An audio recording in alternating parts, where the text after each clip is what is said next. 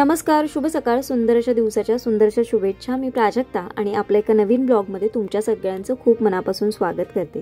संध्याकाळपासून ब्लॉगला सुरुवात झाली आणि जवळपास आता 7:30 वाजलेत. सर्वात महत्त्वाचं काम असतं किचनमध्ये आल्यानंतर संध्याकाळचं ते चहा बनवण्याचं. तर सर्वात आधी चहा ठेवून घेते आणि मग एका साईडला आपल्या जेवणाची तयारी ही चालूच असते. फक्त मी वेगवेगळं काय करत असते ते सगळं नवीन ब्लॉगबरोबर ब्लॉगमधनं शेअर करण्याचा प्रयत्न करत असते.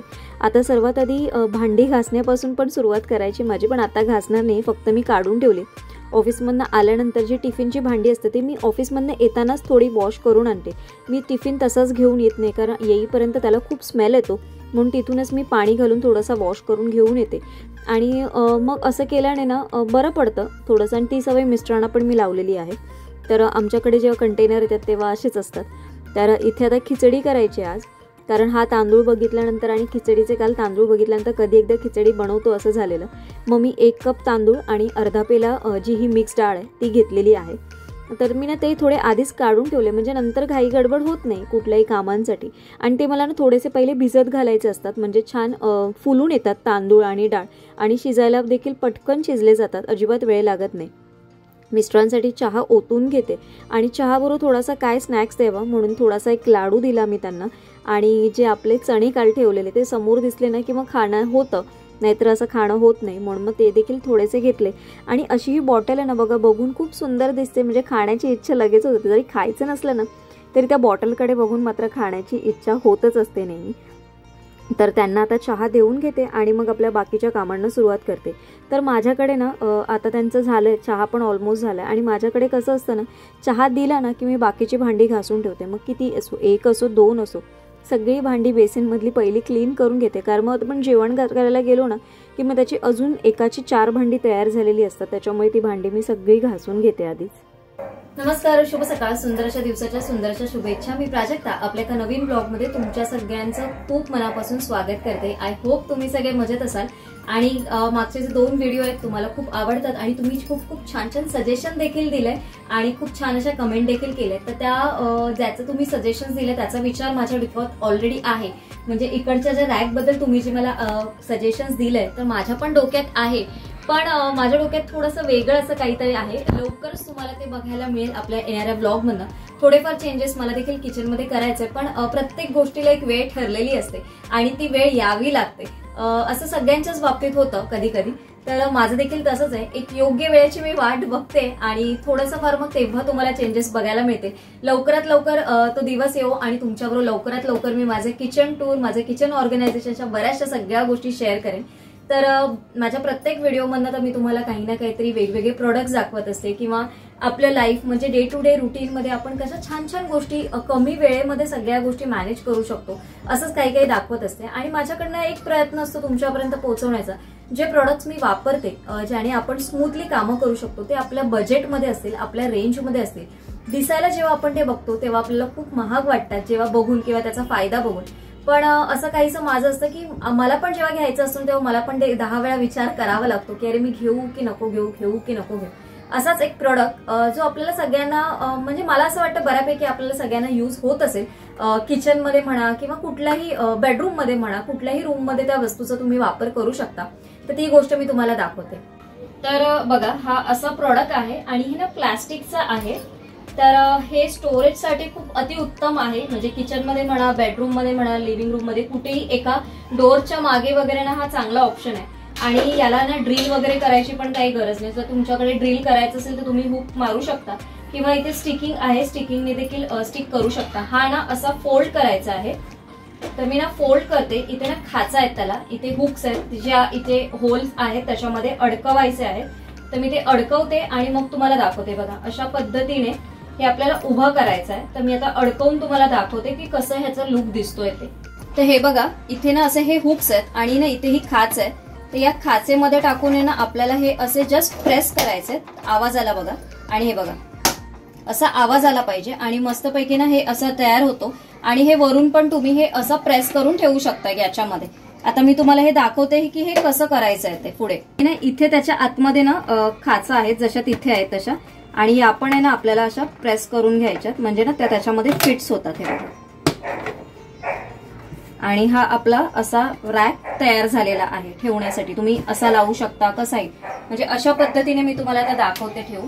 तर अशा पद्धतीने आपण हा रॅक कुठेही दरवाजाच्या मागे किंवा तुमच्या कुठल्याही बेडरूम मध्ये, किचन मध्ये, कुठेही जिथे जागा असेल तिथे ठेवू शकता.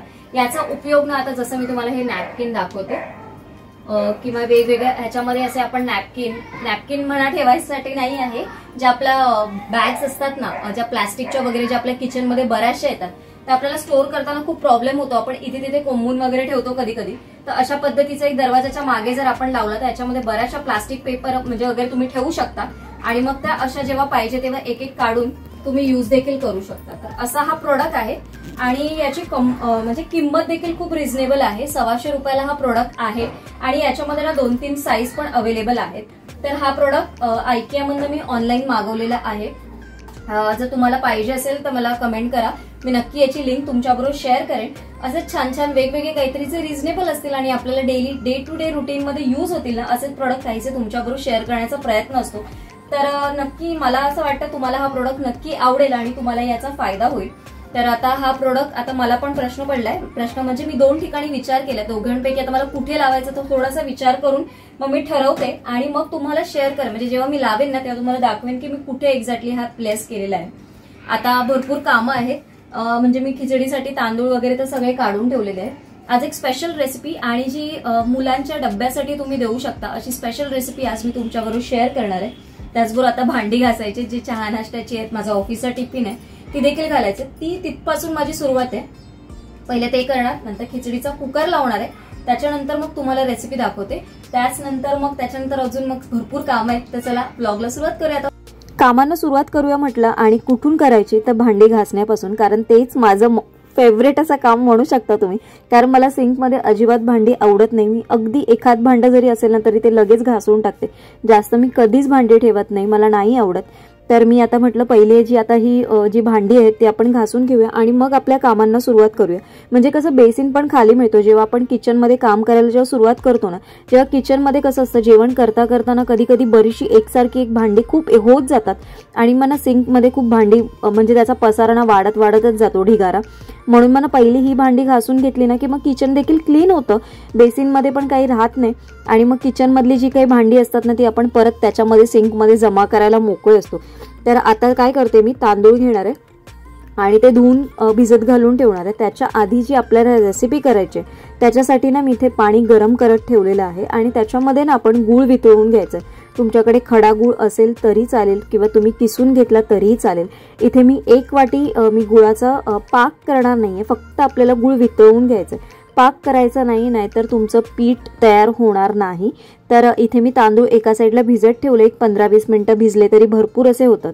आणि इथे तुम्ही गूळ बघाल ना तर मी फक्त वितळेपर्यंत असा ठेवलेला आहे आणि एकदा का वितळला ना की तो थोडासा गरम झालेला असतो. मग तो आपल्याला हे जे पाक आहे किंवा पाक नाही म्हणता येणार, हे जे पाणी झालेलं आहे गुळाचं पाणी, ते आपल्याला थंड करण्यासाठी ठेवायचं आहे. तर मी थाली आता उतरून ठेवते, थंड करून घेते.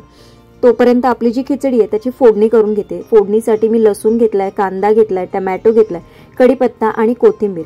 फोडणीसाठी सर्वात आधी त्याच्यामध्ये लसूण ओतून घेणार आहे. तुमच्या आवडीनुसार तुम्ही खिचडीला फोडणी टाकू शकता, पण मी इथे मोहरी टाकली, लसूण टाकलाय, त्याच्यानंतर त्याच्यामध्ये थोडेसे मेथीचे दाणे टाकले, अगदी थोडंच जिरं टाकलंय. जिरं मी जास्त टाकलेलं नाहीये. यामध्ये नंतर मी थोडंसं हिंग, थोडासा कढीपत्ता, तुमच्या आवडीनुसार तुम्ही हे सगळं वापरू शकता. त्याच्यानंतर याचमध्ये आपल्याला थोडासा मी कांदा मिक्स केलाय. कांदा पण थोडा बऱ्यापैकी जास्तच आहे आणि कांदा एकदा थोडासा परतला की मग आपण त्याच्यामध्ये थोडंसं मीठ टाकायचं आणि टमॅटो हे मिक्स करून छानपैकी कांदा आणि टमॅटो एकजीव होईपर्यंत आपल्याला छानपैकी ते शिजवून घ्यायचं. कारण हे जर व्यवस्थित शिजलं गेलं ना तरच त्याला टेस्ट खूप छान अशी येते. ते हे शिजवून घेतलं आणि तुमच्या आवडीनुसार तुम्ही टाका. तुम्हाला मिरची टाकायची असेल तर तुम्ही मिरची टाका, पण मी मसाला टाकलेला आहे, मिक्स मसाला, जो आमचा घरचा मसाला आहे तोच टाकलेला आहे.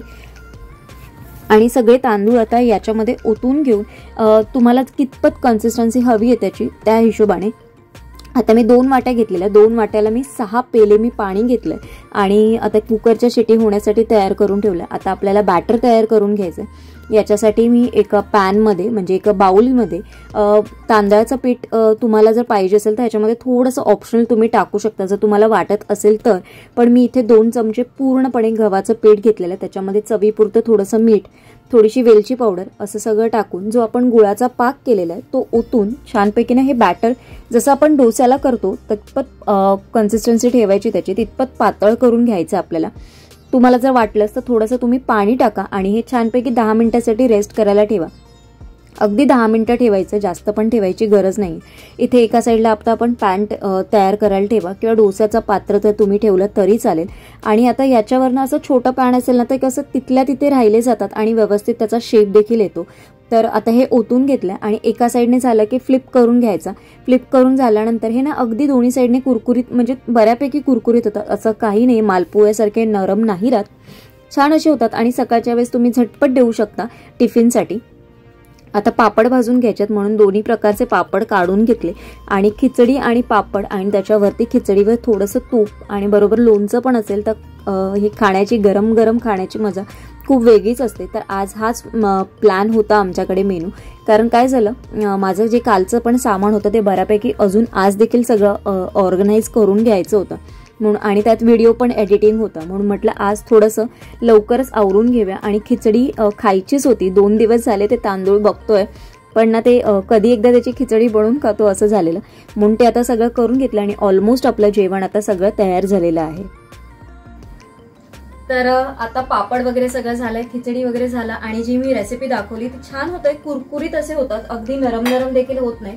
असे मस्तपैकी रोल करून मुलं आनंदाने डब्यामध्ये खाऊ शकतात. मला देखील असं वाटत होतं सगळं आवडते की कधी एकदा खाते. बरं, अजून जेवण करायला मला थोडासा वेळ आहे, भांडी घासायची, त्यानंतर मी ब्लॉग थोडासा एडिट करणार, त्याच्यानंतर जेवायला बसणार. तर म्हटलं थोडंसं मी पण खाऊन घेते आणि आजचा ब्लॉग मी इथेच एंड करते. आय होप तुम्हाला आजचा ब्लॉग आवडला असेल. आजच्या ब्लॉगसाठी तुमचं काही सजेशन असेल मला नक्की कमेंट करून सांगा, कारण तुमच्या प्रत्येक कमेंटमधनं मी देखील काही ना काहीतरी शिकत असते. त्यासाठी छान छान अशा कमेंट करा, तुमचं सजेशन सांगा. व्हिडिओ थोडा जरी आवडला तर लाईक, शेअर आणि चॅनेलला सबस्क्राईब करायला विसरू नका. लवकरच भेटेन म्हणजे उद्या एका छानशा ब्लॉग सोबत. तोपर्यंत सगळ्यांना Shri Swami Samarth. Bye bye and take care.